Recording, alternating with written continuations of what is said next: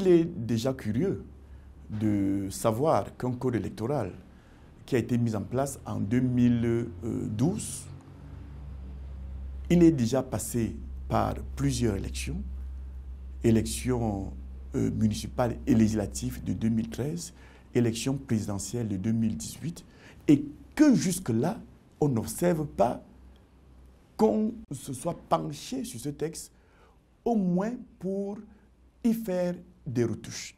Il faut quand même qu'on se le dise, une norme juridique doit s'adapter à l'évolution du temps.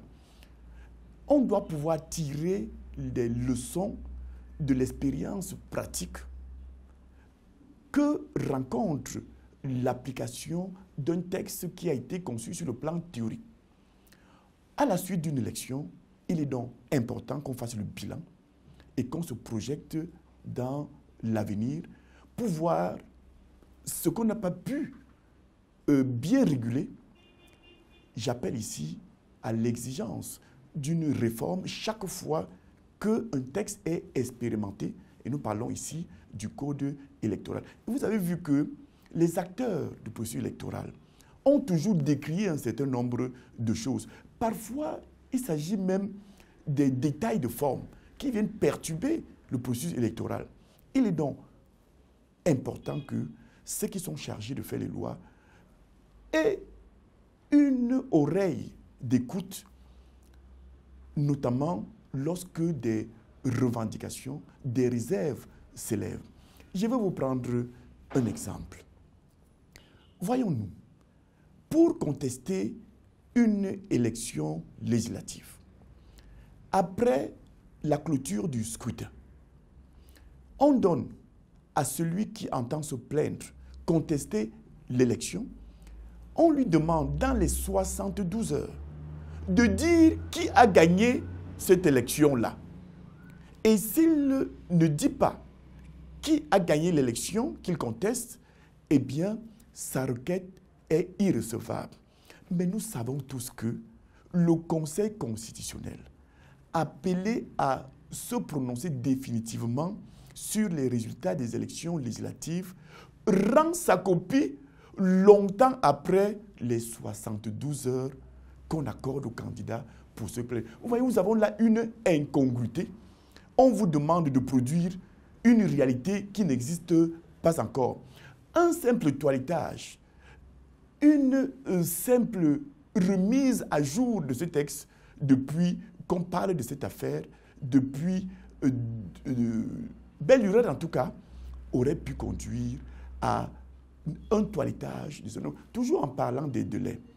Voyons-nous, si vous êtes candidat à une élection, tout à l'heure, la dernière fois on parlait d'élection présidentielle, vous observez des manquements à Blangois, parce qu'il y a des bureaux de vote de ce côté-là. Blangois, c'est quasiment à la frontière du Tchad, mais nous sommes au Cameroun. On vous demande de déposer vos réclamations avec les pièces justificatives dans les 72 heures qui suivent la clôture du scrutin. Le scrutin est clos à Blangois à 18 heures. Je peux vous dire que pour partir de Blangois, arriver à Yaoundé, siège du Conseil constitutionnel, eh bien, il vous faut une semaine.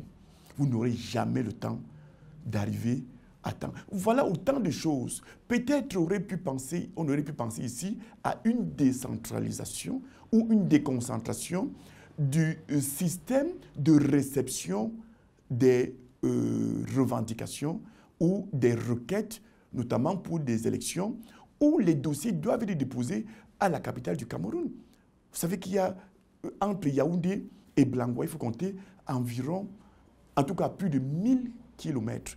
Et quand nous connaissons l'état de nos routes des voies de communication, il faut vous dire que ce n'est pas du tout évident. Nous parlons, pour le décrier, du bulletin unique. Pourquoi n'adopte-t-on pas le bulletin unique, tant réclamé par les acteurs? Cette technique de vote qui empêcherait les fraudes, qui consiste notamment, pour certains acteurs candidats, à s'embusquer quelque part après le vote des citoyens et demander à ces citoyens qu'ils ont parfois eux-mêmes affamés de venir leur remettre les bulletins des adversaires qui n'ont pas placés dans l'urne et recevoir quelques prébendes. En adoptant le bulletin unique, on contournerait ainsi ces malfaiteurs en matière électorale. On a souvent décrié le fait que la réalité selon laquelle seul le bulletin de Elekam fait foi. Le procès verbal, je voulais dire, d'Elekam fait foi. Alors que tous ceux qui font partie de la commission locale sont signataires des mêmes documents. Pourquoi ne pas admettre que tous les bulletins, tous les procès-verbaux, dès lors qu'ils sont signés par au moins 4 membres ou 5 membres de la commission locale, que chaque procès-verbal puisse faire foi devant le juge appelé à statuer en matière électorale. On peut donc citer un certain nombre de choses et parfois il s'agit de choses simples qui, à l'expérience, si on avait eu depuis longtemps une oreille attentive, on aurait pu simplement faire un toilettage de notre code électoral pour que triomphe véritablement la démocratie. Et donc plein de choses comme ça auxquelles on doit appeler des réformes. Parfois des questions de forme. Vous savez, parfois il y a une différence entre la version française et la version anglaise. Ou parfois on a besoin de précision. Ici on parle de day, ici on parle de time, ici on parle d'heure, ici on parle de jour. Il faut harmoniser tout cela pour que les choses aillent au mieux pour notre pays. Je ne dis pas parce que je suis un compétiteur pour des élections avec le parti Univers, je le dis d'abord en tant que citoyen, nous avons besoin des normes logiques, nous avons besoin des normes qui satisfassent tous les acteurs, quel que soit le bord politique auquel on appartient.